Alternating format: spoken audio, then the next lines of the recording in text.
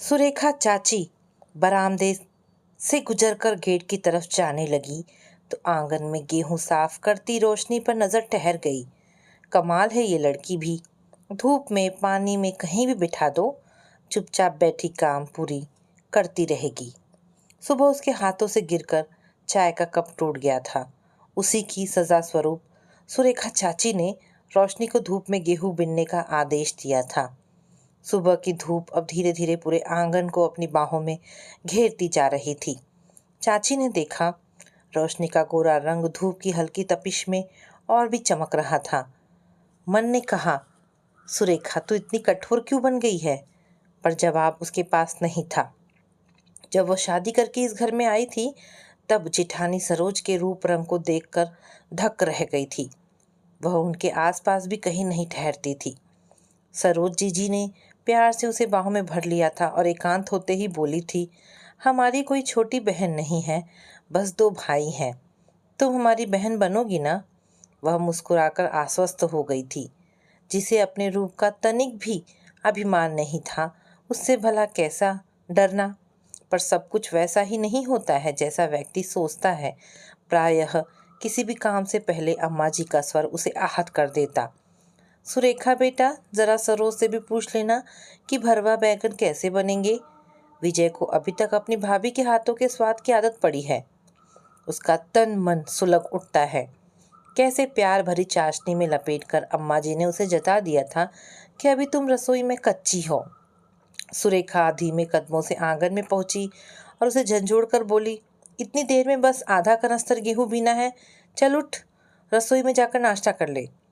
रोशनी चुपचाप उठ गई। सुरेखा जब मन ही मन दयावान होती तब भी क्रोध से ही उसे परेशानी से नजात दिलाती। धूप की ताप से परेशान रोशनी को देखकर मन में तो दया उपज रही थी, पर दिखाने से तो मन के तहखाने का सच सामने आ जाता। अतः नाश्ते के बहाने उसे वहां से उठा दिया। रोशनी ने स्टील की छोटी प्लेट हटाकर देखा। 2 रोटियों पर आलू की भुजिया के कुछ टुकड़े रखे थे। वह चुपचाप खाने लगी। छुट्टी का दिन था। वह परीक्षा की तैयारी के लिए पढ़ना चाहती थी, पर अब रसोई के काम का समय हो गया था। उसकी आंखें नम होने लगी। उसी समय पानी लेने कोमल वहां आ गई। उसे खाते देखकर बोली, ये क्या रोशनी दीदी, आप रोटी क्यों खा रही हैं? हमने तो ब्रेड पेटिस खाई है। रोशनी के मन में हलचल मची, पर संभालने की आदत पड़ चुकी थी उसे। बोली, आज सुरेश काम पर नहीं आया है तो बासी रोटी कौन खाता? इस महंगाई में अनाज फेंकना नहीं चाहिए। कोमल ने 2-3 ढक्कन खोल डाले और ब्रेड पेटिस उसकी प्लेट में रखते हुए बोली, पता है आप बहुत अच्छी गृहस्थन हैं, पर चक्कर तो देखिए। वह पानी लेकर मटकती हुई बाहर चली गई। रोशनी की आंखें हमेशा ऐसे प्रसंगों पर नम हो जाती है। कोमल उससे 5 वर्ष छोटी है। जब विजय चाचा का विवाह हुआ था तब रोशनी 4 वर्ष की थी। नई चाची को हुलस हुलस कर देखती, वे टॉफ़ी देती तो झट उनकी गोद में बैठ जाती। चाची आप बहुत अच्छी हैं, वह कहती। सुरेखा तब उसे बहुत प्यार करती थी। 2 वर्ष पूरा होते होते ही कोमल आ गई तो रोशनी फूली नहीं समाई। स्कूल से आते ही उसके साथ खेलने लगती। कभी कभी चाची उसे टोकती, देख संभल कर, गिरा मत देना। माँ सामने होती तो आगे बढ़कर उसका हाथ कोमल की गर्दन के नीचे लगाकर कहती, देख बेटा, छोटे बच्चों को ऐसे संभाल कर गोद में उठाते हैं। रोशनी को जब भी अतीत याद आता वह उदास हो जाती। दादी जब बहुत बीमार थी तब वो उनसे कहती, दादी आप कब ठीक हो जाएंगी? पता नहीं रानी, ठीक हो जाऊंगी या जाने का समय आ गया है, दादी खांसते हुए कहती। कहाँ जाना है दादी? वह भोलेपन से पूछती तो दादी की आंखों के कोर भीग जाते। तुम्हारे दादाजी के पास, दादी दुख से शून्य में देखते हुए बोलती। तब तक वह इतनी बड़ी हो चुकी थी कि जन्म और मृत्यु का अर्थ समझ सकती थी। उसे पता था कि दादाजी अब इस संसार में नहीं है। नाश्ता करके उसने प्लेट धोकर रख दी। तभी चाची आ गई। बोली, रोशनी जितना आटा है गूंद कर रोटी बना लेना, दाल हमने बना दी है और गोभी आलू की सब्जी भी बना लेना। जी चाची, सब हो जाएगा, उसने सादगी से कहा। चाची कमरे में पहुंची तो कोमल ने घेर लिया। मम्मी, आप ऐसा क्यों करती हैं? उसने कहा। क्या? कैसा करती हूँ? सुरेखा ने पसीना पोंछते हुए कहा। दीदी को बासी रोटी क्यों दी? सुरेखा के चेहरे पर हल्की सी घबराहट उभर आई। वह कोमल के सामने शर्मिंदा होना नहीं चाहती थी। अपने आप को संभालती हुई बोली, कल को उसका विवाह होगा और वहाँ बासी भी खाना पड़ा तो उसे दुख तो नहीं होगा ना? ये तो कोई बात नहीं हुई। ऐसे घर में क्यों करेंगी उनकी शादी? उनके लिए खूब अच्छा घर खोजना। कोमल ने कहा तो वो खींचते हुए बोली, इतना दहेज कहाँ से लाएंगे? कोमल जाते जाते ठिठक कर बोली, इतनी सुंदर है दीदी, उन्हें तो कोई बिना दहेज के भी ब्याह लेगा। सुरेखा के मन पर किसी ने जैसे पत्थर मार दिया। वह जब से ब्याह कर आई यही तो सुनती रही, बड़ी बहू बहुत सुंदर है, उसकी बेटी भी माँ पर ही गई है। कभी पड़ोसने कहती, कभी रिश्तेदार, और डूबते मन से सुनती रहती। विजय अक्सर कहता रहता, भाभी बहुत लजीज खाना बनाती हैं, उनके हाथों में तो जादू है जैसे। अम्मा जी तो खाने की टेबल पर बैठते ही पूछती, सरोज बेटा, आज क्या बनाया? हालांकि ये सब जानकर नहीं होता था, पर ये प्रत्यक्ष अप्रत्यक्ष टिप्पणियां उसका सर्वांग आहत कर जाती। वह अपमानित महसूस करती स्वयं को। साड़ी वाला साड़ियाँ लेकर प्राय घर पर ही आया करता। अम्मा जी स्वयं ही साड़ियाँ चुनती और कहती, ये मरून रंग तो अपनी सरोज पर खूब खिलेगा। सुरेखा बेटा, तुम पर ये हल्का पीला रंग फबेगा। वह उदास हो जाती। लगता ये सीधा प्रहार है उसके साधारण रूप रंग पर। मन के अंदर जलन की ज्वाला सी धधकने लगती। जब एक दिन कार एक्सीडेंट में जेठ जेठानी की अचानक मृत्यु हो गई तो पूरे घर पर जैसे बिजली सी गिर पड़ी। कुछ वर्ष पहले ही अम्मा जी की भी मृत्यु भी हो चुकी थी। लाख ईर्ष्या थी, पर उस हादसे ने उसे किंग कर्तव्य विमूढ़ कर दिया। वह बिलक बिलक कर रो पड़ी थी। उसे जेठानी जी का चेहरा अक्सर याद आता रहता। सोचती, इतने थोड़े समय का साथ था, पर मैं नासमझ उनसे चिढ़ने में ही लगी रही। धीरे धीरे मन को शांत कर सकी थी। जब सुध आई तो सामने पहाड़ की तरह एक उत्तरदायित्व उसे परेशान करने लगा। क्या होगा रोशनी का? जैसे ही उसे सीने से लगाती तो अतीत के कई स्वर उसे आंदोलित करते और वह पुनः विक्षिप्त सी हो उठती। विवाह की पहली रात ही विजय ने कहा था, सुरेखा, हम चाहते हैं कि तुम्हारा मीठा स्वभाव उसी तरह माँ के मन पर राज करे जैसे सरोज भाभी का करता है। प्रथम मिलन के समय अपने पति से मीठी प्यारी बातों के जगह पर ऐसी बातें उसे आश्चर्यचकित कर गई। वह कह रहा था, भैया भाभी ने इस घर के लिए बहुत से त्याग किए हैं, पर कभी भी उलाहना नहीं दिया। विजय ने उसे बताया कि कैसे बाबूजी के कम तनख्वाह में इस घर में दरिद्रता का राज था। भैया ने अपनी पढ़ाई पूरी करने के साथ कुछ ट्यूशन ले रखी थी ताकि घर की स्थिति में भी सुधार आए और वह पढ़ाई भी पूरी कर ले। भैया की लगन और परिश्रम से उन्हें एक अच्छी नौकरी भी मिल गई। घर में सुख के छोटे छोटे पौधे लहराने लगे। जब सरोज भाभी ब्याह कर आईं तो उन्होंने भी हर प्रकार से घर के हितों का ही ध्यान रखा। उन्हीं की जिद से मैं इंजीनियरिंग कर सका और अच्छी बड़ी कंपनी में नौकरी कर रहा हूँ। सुरेखा को याद है कि कैसे अपनी उबासियों को रोककर उसने सारी बातें सुनी थी। उस रात की मर्यादा बनाए रखने के लिए उसने मन का उफनता हुआ लावा सदा मन में दबाए रखा। जब जेठ जेठानी चले गए तो वह लावा समय असमय रोशनी पर फूटने लगा। रोशनी की शादी के नाम पर जेठ जेठानी ने बहुत पहले ही एक पॉलिसी ली थी, जिसे अब निश्चित समय पर आगे बढ़ाना विजय के जिम्मे था। जब तक रोशनी 18 वर्ष की होगी उसके विवाह के लिए अच्छी रकम जमा हो चुकी होगी। फिर भी वह समय समय पर रोशनी के विवाह की चिंता दिखाने बैठ जाती। इस महंगाई में अपनी बेटी का विवाह करना ही कितना मुश्किल है, ऊपर से जेठ जी की बेटी का भी सब कुछ हमें ही संभालना है। उसकी बातों से आस पड़ोस की औरतें बहुत प्रभावित हो जाती, लेकिन विजय खींच उठता, जो सुरेखा को सहन नहीं होता था। विजय कहता, भैया सिर्फ रोशनी के लिए नहीं, अपनी कोमल के लिए भी छोड़ गए हैं पैसे, दोनों उसमें ब्याह जाएंगी।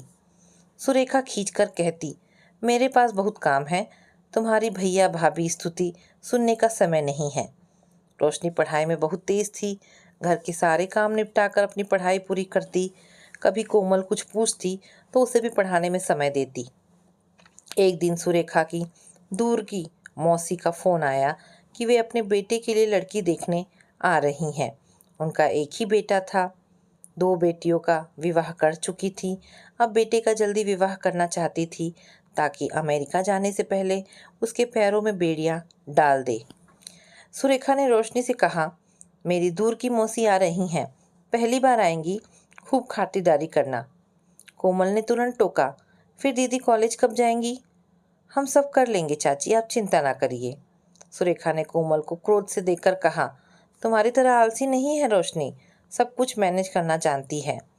कहने को तो वो कह गई, पर तुरंत उसे अपनी गलती का एहसास हो गया। रोशनी से काम करवाने के चक्कर में अपनी बेटी पर ही कटाक्ष कर बैठी। वह मन ही मन में अपनी नासमझी पर विकल हो उठी। ना चाहते हुए भी बहुत कुछ हो जाता है और उस सब की जिम्मेदार उसी पर है। अपना हाथ एक साथ दोनों पर रखकर बोली, हमारा मतलब है कि आज तुम भी अपनी दीदी का हाथ बटाओ और सीख लो कि कैसे वह सब बनाती है। अपनी गलती सुधारती सुरेखा तीव्रता से बाहर चली गई।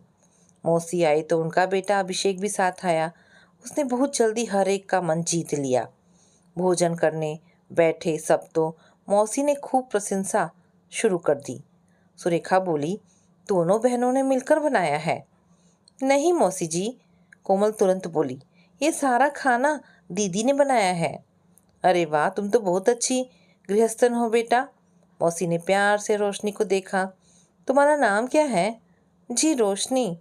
पढ़ती हो? मौसी ने अगला सवाल उछाल दिया। बीए फाइनल में, रोशनी ने धीरे से कहा। काश वह लड़की तुम्हारी तरह ही गुणी हो जिसे हम लोग अभिषेक के लिए देखने जा रहे हैं। मौसी और अभिषेक के जाने के बाद रोशनी कॉलेज चली गई। उसके 2 पीरियड छूट चुके थे। शाम को जब घर पहुंची तो घर में बहुत सन्नाटा था। मौसी और सुरेखा चाची धीरे धीरे कुछ बोलकर चुप्पी साध लेती थी।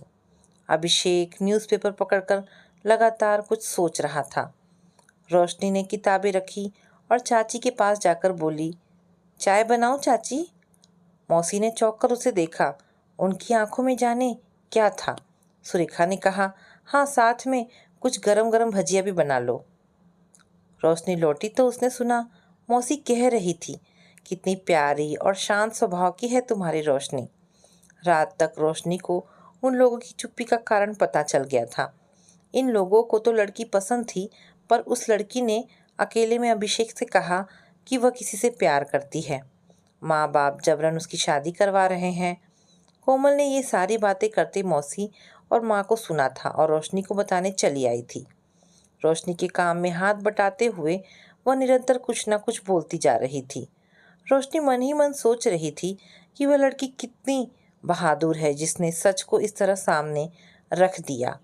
खाने की टेबल पर सब बैठे तो मौसी ने कहा, रोशनी बेटा, तुम भी हमारे साथ बैठो। आप खाइए, हम गरम गरम फुलके सेक रहे हैं। मौसी ने उसे बहुत हसरत से देखा और अचानक बोली, सुरेखा, अपनी रोशनी हमें दे दो। फिर उन्होंने अभिषेक से कहा, क्यों अभिषेक, रोशनी हमें बहुत पसंद है, तुम्हारे लिए मांग ले। रसोई में कदम रखते रखते रोशनी ने सुना तो हठात ठहर गई। पूरा शरीर शिहर उठा। चाची से पहले चाचा ने कहा, आप ही की बेटी है मौसी जी, जब चाहे अपना बना ले। लेकिन रोशनी से भी तो पूछिए। अचानक उसे अभिषेक का यह स्वर सुनाई दिया। इस असंभव सी बात पर वह आश्चर्यचकित भी थी और खुश भी। मन उत्तेजना से धड़क रहा था। क्या ये कोई सपना है? मौसी ने अगली बार उसके आते ही अगली अपनी बगल में बिठा लिया। बैठो बेटा, रोटी सुरेखा बना लेगी। उनकी बात पर सुरेखा घबराकर उठ गई और रोशनी को बैठना पड़ा। मौसी ने प्यार से उसकी पीठ पर हाथ फेरा और कहा, बेटा, एक बात सच सच बताना, हमारा अभिषेक कैसा है? रोशनी ने धीरे से पलकें उठाई। अभिषेक मुस्कुरा रहा था। उसे घबराहट सी होने लगी। अचानक आए ये अनोखे पल उसे हैरान कर रहे थे। परिस्थिति का सामना तो करना था। उसने अपने चाचा की ओर देखा, फिर धीरे से बोली, अच्छे हैं। इससे शादी करोगी? मौसी ने फिर पूछा। घबराकर उसने फिर चाचा की ओर देखा। उन्होंने हाँ का इशारा दिया तो गर्दन झुकाते हुए शर्माकर उसने हाँ में हिला दी। थैंक यू रोशनी। अचानक अभिषेक का स्वर उसके कानों में गूंजा। मुझे तो पहली ही नज़र में आप पसंद आ गई थी। मौसी ने आश्चर्य से उसे देखा, फिर बोली, अरे तो पहले ही क्यों नहीं कहा? हम वहाँ जाते ही नहीं। अभिषेक ने संकोच से उधर देखा। माँ, मैं आपका वचन तोड़कर कभी कुछ नहीं करना चाहता हूँ। आपने अपने वहाँ जाने की सूचना उन्हें दे रखी थी। वाह बेटा वाह, विजय ने झट से कहा। आजकल ऐसी अच्छी सोच कहाँ देखने को मिलती है। सुरेखा मन ही मन सोच रही थी कि जेठ जेठानी अकेली छोड़ गए बेटी को, पर देखो तो घर बैठे अमेरिका में बसा लड़का मिल गया। पता नहीं हमारी बेटी कोमल का क्या होगा। विजय को उसकी खामोशी अच्छी नहीं लग रही थी, पर वह कुछ कहकर उसके मन को दुखी नहीं करना चाहता था। सारी स्थिति को स्वयं ही संभालते हुए उसने कहा, मौसी, आपका बेटा हमें भी बहुत पसंद है। अब आप आज्ञा दें तो शगुन देकर इसे अपना बना लें। मौसी ने तुरंत कहा, ये तुम्हारा ही है विजय। प्रश्नचित्त विजय किचन में जाकर सुरेखा से बोला, सुरेखा चलो अपनी बेटी के शगुन की रस्म पूरी करो। तुम्हें ही माँ और चाची का फर्ज निभाना है। सुरेखा कुछ कहने जा रही थी, पर उसी समय कोमल आ गई तो उसने मन की बात बाहर नहीं निकाली। कोमल आते ही सुरेखा से लिपट गई, बोली, हाय मम्मी। रोशनी दी अब हमें छोड़कर चली जाएंगी? सुरेखा के मन में अचानक कुछ घनघना उठा। इतने वर्षों से इस घर का हर काम रोशनी ने ही संभाला हुआ था। अब क्या होगा, कैसे होगा? सुरेखा ने कोमल और विजय को देखा। वह बोला, कोमल ठीक कह रही है। बहुत थोड़ा समय है जिसमें हमें रोशनी को जी भर कर लाड देना है। विजय जैसे ही घूमा, देखा दरवाजे पर रोशनी खड़ी थी और उसके आंसू झरने लगे थे। बाहर क्यों खड़ी है? चल अंदर आ जा, अचानक सुरेखा ने कहा। वह सुबकती हुई आई तो सुरेखा ने आंचल से उसके आंसू पोंछ डाले। आज तो खुशी का दिन है, फिर रो क्यों रही है? रोशनी उनके गले लग गई तो धीरे धीरे सुरेखा ने उसे बाहों में भर लिया। चुप हो जा और कोमल, इसे अच्छी सी साड़ी पहनाकर तैयार कर। हम अभिषेक की टिक्की की थाली बना रहे हैं। विजय जा चुका था। कोमल रोशनी को लेकर चली तो अचानक सुरेखा ने कहा, बेटा रोशनी, मेरी किसी बात का दुख न मनाना। मैं तो हूँ ही पगली, कभी यह भी नहीं सोचा यह तो पराया धन है, इसे जी भर कर प्यार कर लो। नहीं चाची, आप तो हमें घर गृहस्थी की योग्य बनाना चाहती थी। ये तो माता पिता ही सिखाते हैं। सुरेखा ने भरी आंखों से उसे देखा, एकदम अपनी माँ जैसी सादगी से भरी हुई। रोशनी चली गई तो सुरेखा जल्दी जल्दी थाली सजाने लगी। उसके हाथ तीव्रता से चल रहे थे और उसी रफ्तार से वह सोच में डूब गई थी। आखिर वह इतने दिनों से किससे चिढ़ रही थी? उस जेठानी से जिसने हमेशा उसे छोटी बहन माना। यह गुस्सा क्या उसे इसलिए सताता रहा कि अम्मा जी क्यों सरोज दीदी को अधिक प्यार करती थी, या इसलिए कि वह क्यों नहीं उनकी तरह समर्थ थी? तो फिर क्यों रोशनी को भी उसी गुस्से का शिकार बना डाला? मन के बवंडर को संभालते हुए वह टीके की थाली लेकर बाहर आ गई। कोमल भी तब तक रोशनी को लेकर आ गई थी। सुनहरे बॉर्डर वाली लाल जरीदार साड़ी में रोशनी एकदम राजकुमारी लग रही थी। मौसी ने उसे अपनी बगल में बिठा लिया और लाड से उसे देखते हुए मखमल का डब्बा खोलकर सुंदर सा नेकलेस उसके गले में पहना दिया। माथे पर रोली का टीका लगाकर बोली, सुरेखा, तुम्हारी बेटी अब हमारी हुई। सुरेखा का मन धक से रह गया। एक बार फिर वह किसी अपने को खोने जा रही थी, तो क्यों नहीं उसे कभी जी भर कर प्यार कर पाई। सुरेखा देर से जिस बवंडर से जूझ रही थी, वो आखिर बांध बनकर तोड़कर बह निकला। बहुत भोली है हमारी बेटी, इसे इसे हम बहू नहीं बेटी बनाकर रखेंगे सुरेखा, मौसी ने बीच में ही टोक दिया। रोशनी ने पलके उठाकर रोती हुई चाची को देखा तो उसका मन भी भर आया। सुरेखा अभिषेक को टीका करने लगी तो उसने कहा, आपसे वादा करता हूँ इन्हें कभी मायके की कमी महसूस नहीं होने देंगे। रोशनी को लग रहा था जैसे वो कोई सपना देख रही हो। आखिर इतना प्यार चाची ने कहाँ छुपा रखा था और क्यों छुपा रखा था? जाने कितने द्वंद्व सुरेखा के अंतर्मन में छुपे हुए थे, जो बूंद बूंद बनकर रिसने लगे थे। रोशनी ने देखा और उनके गले से लग गई। एक कांपता सा रुदन उसके कंठ से भी फूट निकला था। छोटी माँ। सुरेखा के स्वर गायब से हो चुके थे, फिर भी लरसती ध्वनि से कह गई, क्षमा कर देना मेरी बच्ची। रोशनी के आंसुओं से उसका कंधा भीग गया था और रोशनी अस्फुष्ट स्वरों में फुसफुसा रही थी, माँ कभी माफ़ी नहीं मांगती हैं, बस आशीर्वाद देती हैं। रोशनी की अस्फुट शब्द सुरेखा के अंतर्मन को हुलसाते चले गए थे। एक ऐसा मधुर सा एहसास था, किसी को अपना पूरी तरह बना लेने का। काश मन के दरवाजे बहुत पहले ही खोल दिए होते। उसने प्रफुल्लित मन से रोशनी का माथा चूम लिया था। तो दोस्तों, ये छोटी सी पारिवारिक कहानी यहाँ पर समाप्त होती है।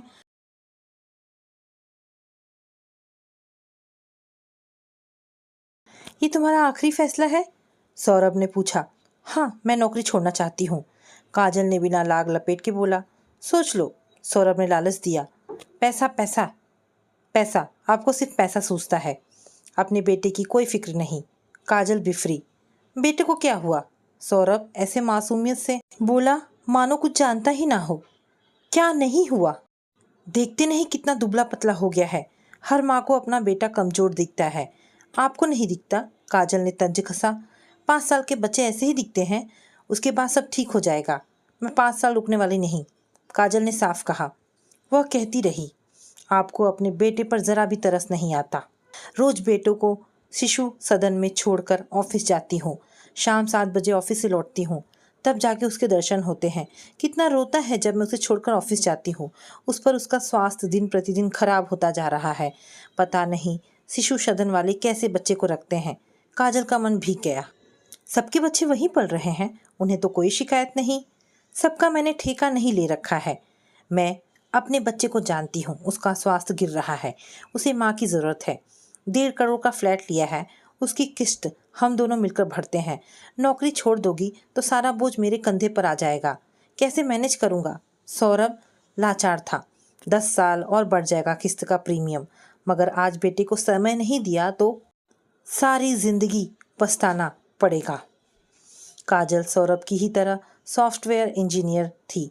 कई रिश्ते नकारने के बाद सौरभ ने काजल को जीवन संगिनी बनाने का फैसला लिया, सिर्फ इसलिए कि उसका अपना करियर है। समान करियर होने के नाते दोनों को सहूलियत होगी।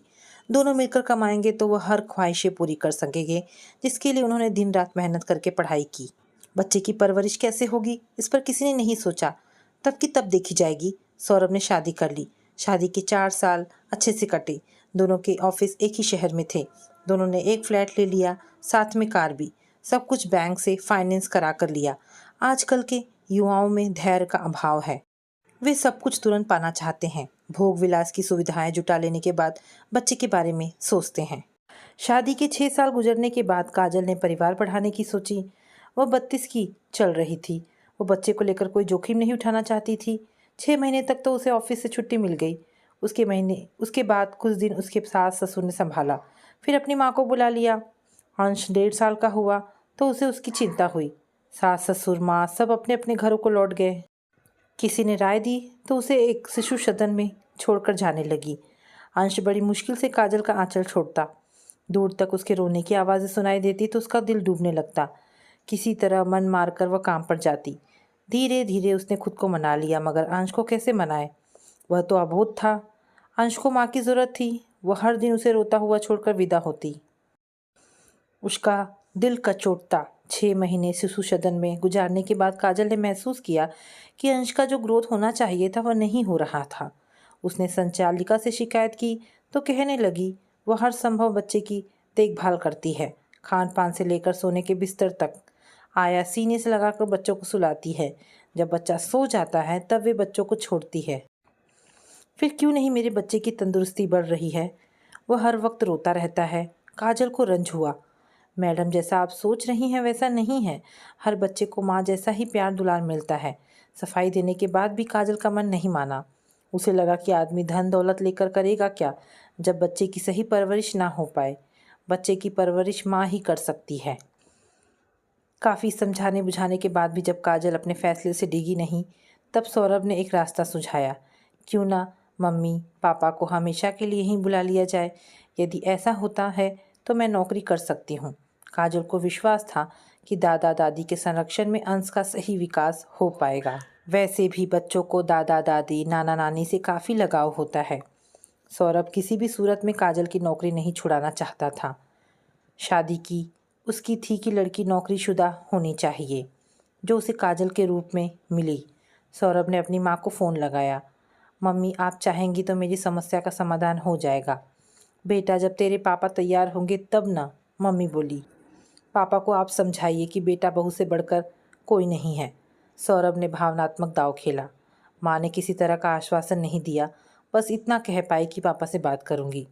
उसे कह दो कि उसका बेटा है वही संभाले, हम कोई झंझट नहीं चाहते। पापा ने दो टूक सुना दी। इसमें झंझट की क्या बात है? जैसे लखनऊ में है वैसे बेंगलुरु में रहेंगे, माँ बोली। यह मेरी ज़िंदगी है, जैसे चाहे वैसे रहूं। बेटा बहू के साथ बंध कर रहना पड़ेगा, जो मैं नहीं चाहता। एक ना एक दिन तो वहाँ जाना ही पड़ेगा, माँ बोली। तब की तब देखी जाएगी, अभी क्यों अपने पैरों पर जंजीर डालें? सारी ज़िंदगी तो इन्हीं लोगों के लिए जिया। अब जब रिटायर होकर कुछ साल सुकून से जीने को मिला तो पोता पोती संभालने बेटा बहू के पास चले जाएं? यानी मरते दम तक परिवार ही संभालते रहें? पापा तिक्त मन से बोले। बेटा बहू के सुख में ही हमारा सुख है, माँ ने आगे कहा। तुम चाहो तो जा सकती हो, मगर मैं जाने से रहा। फ्लैट की ज़िंदगी कोई ज़िंदगी है? एक कमरे में बेगानों की तरह पड़े रहो, ना कोई बोलने वाला, ना किसी से मिलना जुलना। अपना पोता रहेगा ना, उसी के साथ समय कट जाएगा। माँ के लाख तर्क के बावजूद पिता का मन नहीं पिघला। बेहद निराश मन से मम्मी ने सौरभ से पापा के फैसले से अवगत करा दिया। मम्मी आप ही चले आओ, सौरभ बोला। कैसी बात कर रहे हो? इन्हें अकेला छोड़कर चली आऊँ? इन्हें संभालेगा कौन? भले ही हम बर्बाद हो जाए, सौरभ उखड़ा। मैं कुछ नहीं कहूँगी, तुम्हें जो फैसला लेना हो लो। गुस्से में सौरभ ने फ़ोन काट दिया। उसे अपने माँ बाप से ऐसी उम्मीद ना थी। उसे अपने माँ बाप खुद गर्ज लगे। सौरभ का लटका मुंह देखकर काजल समझ गई कि बात नहीं बनी। काफ़ी माथापच्ची के बाद सौरभ ने दूसरा रास्ता सुझाया। क्यों ना तुम्हारी माँ को बुला ले? सौरभ को यह सबसे आसान लगा। बेटी से माँ को अतिशय लगाव होता है। अगर काजल अपनी माँ से भावुक अपील करे तो वे बेटी के आग्रह को ठुकरा ना सकेंगी। माँ को क्यों बुलाऊं? जब तुम्हारी माँ नहीं आ सकती तो वे क्यों भला आएंगी? काजल फट पड़ी। जैसे बनारस वैसे बेंगलोर, उन्हें यहाँ कोई तकलीफ नहीं होगी। सौरभ बेशर्मी कोई तुमसे सीखे, तुम लड़के वालों की यही खामी है। हर तरीके से लड़की पक्ष को ही भावनात्मक ब्लैकमेल करते हो। काजल ने तेवर कड़े कर लिए। इसमें ब्लैकमेल की क्या बात हो गई? क्यों नहीं है? मेरी माँ का अपना परिवार नहीं है? वे क्यों अपने बेटे बहू का घर छोड़कर बेटी का घर संभालने आएंगी? उन्हें कौन सा पति की सेवा करनी है? तमीज़ से बात करो, काजल बिफरी। मेरे पिता नहीं रहे इसका मतलब ये नहीं है कि तुम्हारे घर की नौकरानी बनकर खटे। नाती को संभाल लेंगी तो क्या नौकरानी बन जाएंगी? नौकरानी ही समझ रहे हो, वरना तुम्हारी माँ नहीं आ जाती। वे सिर्फ इसलिए नहीं आ रही हैं कि यहाँ उनको खटना होगा। दिन भर पोते की चौकसी रखनी होगी, जो वे करना नहीं चाहती। कोई हल निकलता ना देखकर सौरभ ने दूसरा रास्ता निकाला। क्यों ना एक फुल टाइम आया रख लेते हैं? जब तक हम ऑफिस से नहीं आ जाते वो घर पर ही उसे संभालती रहेगी। फ़र्क क्या पड़ा? क्यों नहीं पड़ा? शिशु सदन में रहने से अच्छा है अपने घर में पले, उसे घर में अपनेपन का एहसास होगा। तुम्हारी बुद्धि को क्या कहें? काजल ने माथा पीट लिया। वह क्या जाने कि घर की फीलिंग, उसे तो बस माँ चाहिए। काजल किसी भी तरह से टस से मस नहीं होना चाहती थी। घर ही संभालना था तो फिर पढ़ाई लिखाई क्यों की? नौकरी क्यों की? सौरभ बोला। नौकरी तब की जब कोई जिम्मेदारी नहीं थी। आज जिम्मेदारी बढ़ गई है। मैं माँ भी हूँ और तुम्हारी पत्नी भी। वह किंचित भावुक हो गई। एक बच्चे के लिए लक्ष्मी को लात मार रही हो? बच्चा महत्वपूर्ण नहीं है तो फिर पैदा क्यों किया? काजल की त्योरियाँ चढ़ गई। तमाम औरतें नौकरियां भी कर रही हैं, बच्चे भी पाल रही हैं, सौरभ बोला। उनके यहाँ ज़रूर कोई ना कोई घर का सदस्य होगा संभालने के लिए। हमारी तरह लावारिसों की तरह नहीं पल रहा होगा। शिशु सदन में क्या खामी है? आज के ज़माने में तमाम महिलाएं शिशु सदन में अपना बच्चा छोड़कर इत्मीनान से नौकरियां कर रही हैं। तुम्हें बच्चे के लिए मरी जा रही हो, सौरभ दांत पीसते हुए बोला। क्यों ना मरूं? मेरा बच्चा है, दर्द मुझे होगा क्योंकि मैं उसकी माँ हूँ। मुझे उसकी दुर्दशा नहीं देखी जाती। जिसे तुम दुर्दशा कह रही हो वह आज की संस्कृति है। आज धन के आगे सब गौण है। धन हमारी ज़रूरत है, मगर बच्चे की कीमत पर नहीं। जब मेरा बच्चा स्कूल जाने लायक हो जाएगा तब मैं फिर से काम शुरू कर दूंगी। तब तक बहुत देर हो चुकी होगी। नहीं करूंगी। यही न होगा। तुम किस लिए हो? अपनी बीवी बच्चों को खिला नहीं सकते? सौरभ के सीने में नश्तर की तरह चुभ गया काजल का यह कथन। मानो उसकी गैरत को चुनौती दी हो काजल ने। सौरभ ने जैसा सोचा था वैसा हुआ नहीं।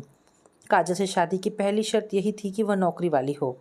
अब जबकि काजल नौकरी छोड़कर बच्चे और परिवार को वक्त देना चाहती है तो वह खुद को ठगा सा महसूस करने लगा। प्रतिस्पर्धा के ज़माने में जहां दूसरे दंपति 25 लाख के पैकेज में कमा रहे हैं, वहीं काजल के नौकरी छूटने पर उसकी तनख्वाह आधी रह जाएगी। तब वह कैसे उनके बीच खुद को 20 साबित कर पाएगा? इस चिंता ने उसे बेचैन कर दिया। उसे लगा काजल एक बेकार की महिला बनकर रह जाएगी। ऐसी बीवी को कौन पसंद करेगा जो घर पर बैठकर आया का काम करे। सौरभ का मन कसैला हो गया। काजल के फैसले ने उसके अहम को चोट पहुंचाई, एक तरह से विश्वासघात किया। यही करना था तो शादी के पहले ही बता देती, वह शादी से इनकार कर देता। सामान्य कद काठी रूप रंग वाली लड़की से वह विवाह के लिए इसीलिए राजी हुआ था क्योंकि वह उसकी तरह ही सॉफ्टवेयर इंजीनियर थी। विचार प्रक्रिया आगे बढ़ी। वह महिला कैसे पत्नी का दर्जा पा सकती है जो पति के खिलाफ जाए? पत्नी का कर्तव्य होता है पति के साथ कंधा से कंधा मिलाकर चले, उसकी भावनाओं को समझे, वक्त की नजाकत को समझे। इससे उलट काजल ने दूसरा रास्ता अपनाने का फैसला किया जो उसके लिए असहाय था। काफ़ी सोच विचार कर सौरभ ने मन ही मन एक बहुत बड़ा फैसला ले लिया, यानी काजल से तलाक। काजल ने सुना तो हतप्रभ रह गई। सौरभ इतनी जल्दी बदल जाएगा, वो सोच भी नहीं सकती थी। शादी जैसे पवित्र बंधन को एक झटके से तोड़ने का फैसला ले लिया, मानो शादी नहीं कोई मजाक हो। जिस रिश्ते को वह भावनाओं के साथ जी रही थी वह धन के आगे खोखला था। उसका मन भीग गया।